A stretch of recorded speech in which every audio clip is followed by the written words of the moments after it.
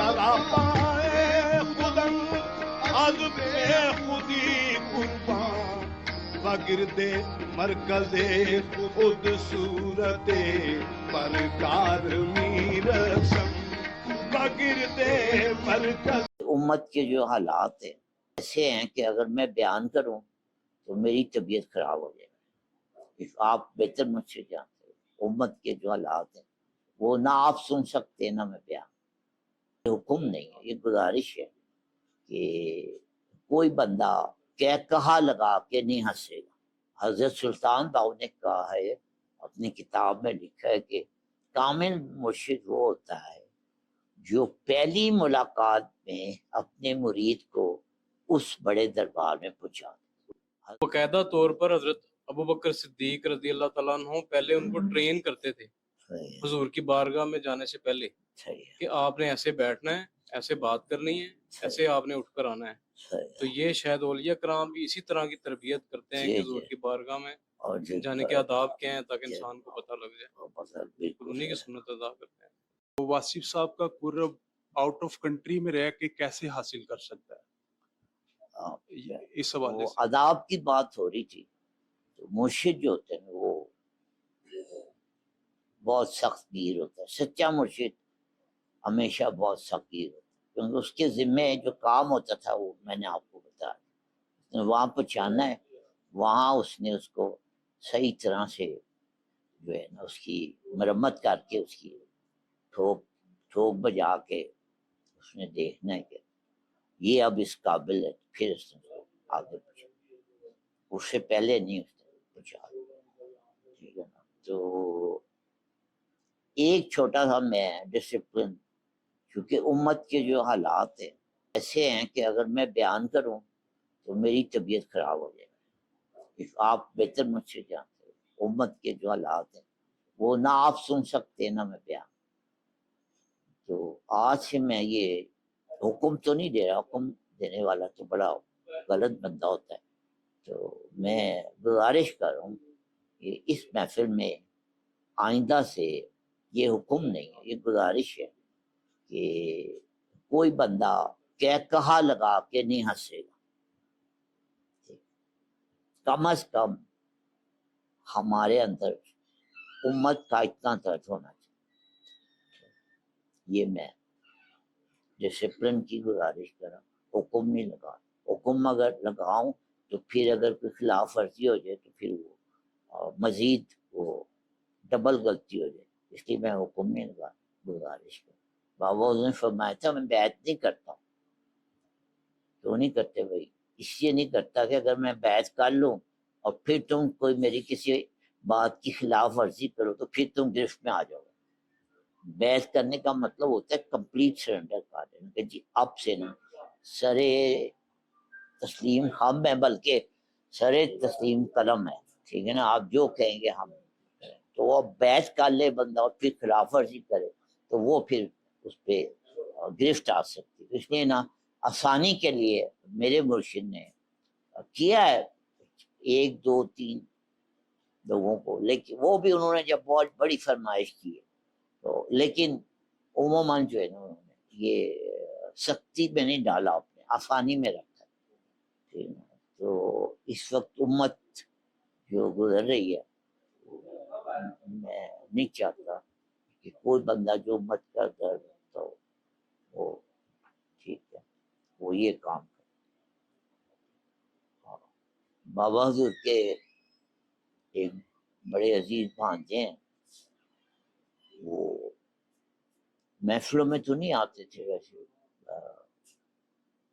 تو لیکن ایک دن انہوں نے کہا کہ وہ بھائی جان کہتے تھے ان کو بھی نا، وہ ماموں تھے لیکن وہ بھائی جان کہتے تھے. یہ بھائی جان آپ سب لوگوں کو کچھ عطا کرتے ہیں، مجھے بھی کچھ عطا کر دیں. وہ ماشاءاللہ CSS آفیسر ہیں آج کل، بہت اونچی پوسٹ پہ ہیں، اللہ انہیں سلامت رکھے. تو آپ مجھے بھی کچھ عطا کر. تو اب سخی کے پاس کوئی جائے اور سوال کرے وہ کبھی نہ تو نہیں کرتا. اگر ٹھیک ہے جی ایک کام کر لو. کیا کہ 40 دن تک تم نے کہا نہیں لگا. 40 دن تک تم نے کہا نہیں لگا، کہ لگا کے ہنسنا نہیں، اور اگر تم لگا لو تو پھر سے 40 دن کاؤنٹ کرنے۔ تو کافی دن کے بعد آیا آ کے اس نے ہاتھ جوڑ لیے، انہوں نے کہا جی یہ کام مجھ سے نہیں ہو سکتا، یہ درویشی آپ اپنے پاس ہی رکھتے، مجھے نہیں چاہیے، ٹھیک ہے نا۔ تو یہ ناپسندیدہ بات ہے۔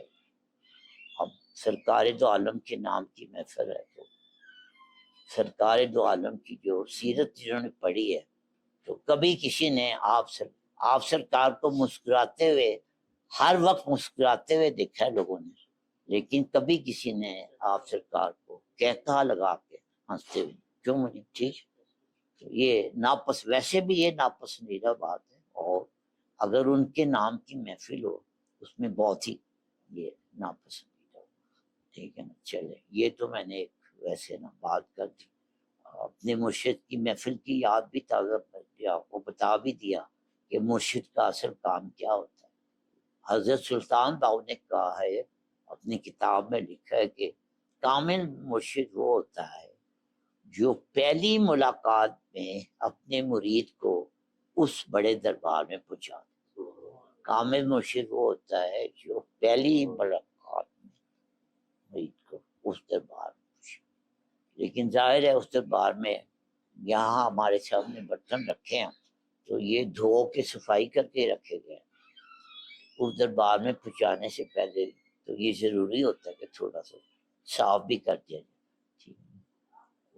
تو ورنہ وہ مرشد بھی اس بے ادبی میں شامل ہو جائے اگر اس نے ٹریننگ صحیح نہیں کی۔ تو یہ مرشد جو ہے وہ کامل وہ ہے جو پہلی ملاقات میں اس دربار، اور ہر مرشد کا اولین فرض یہ ہوتا ہے کہ اس دربار پہنچے، جو اپنے تک رکھے وہ، یہ بھی میں آپ کو سچے اور جھوٹے کی پہچان بتا رہا ہوں، جو اپنے تک رکھے وہ جھوٹا ہوتا ہے، جو آگے پہنچا دے وہ سچا ہوتا ہے۔ جی آگے جاؤ، تو یہ میں صرف MBBS ہوں، تو یہ تمہارا ہارٹ کا مسئلہ ہے، تو یہ میرے سے باہر ہے، تو آپ ہارٹ سرجن کے پاس جاؤ، ٹھیک ہے، اس کو آگے ریفر کر دیں، ٹھیک ہے۔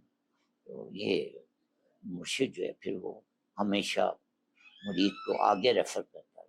جی اب کوئی سوال ہے، کوئی بات تو چلی جاؤ۔ یہ چیز بلکہ سیرت کی کتابوں میں بھی بیان ہے کہ اس وقت جو صحابہ کرام تھے، جو نئے نئے لوگ مسلمان ہوئے تھے، یا جو لوگ دوسرے شہروں سے آتے تھے یا دوسرے علاقوں سے، باقاعدہ طور پر حضرت ابوبکر صدیق رضی اللہ تعالیٰ عنہ پہلے ان کو ٹرین کرتے تھے حضور کی بارگاہ میں جانے سے پہلے، کہ آپ نے ایسے بیٹھنا ہے، ایسے بات کرنی ہے، ایسے آپ نے اٹھ کر آنا ہے۔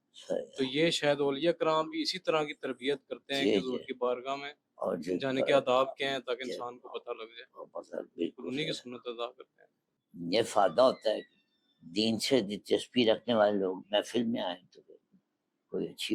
مبشر آپ کوئی بات کرنا؟ جی سب کو السلام علیکم۔ اور کیونکہ علی بھائی نے مخاطب کیا، بلند آواز، مجھے آواز نہیں آ رہی۔ جی تو علی بھائی سے یہی سوال کرنا تھا کہ جو بابا حضور کا قرب ہے، اگر ایک عام انسان جو ہے آؤٹ آف کنٹری بیٹھا ہوا ہے تو واصف صاحب کا قرب آؤٹ آف کنٹری میں رہ کے کیسے حاصل کر سکتا ہے؟ اس حوالے سے کچھ فرما دیجیے۔ بابا حضور کا قرب کیسے حاصل کرو؟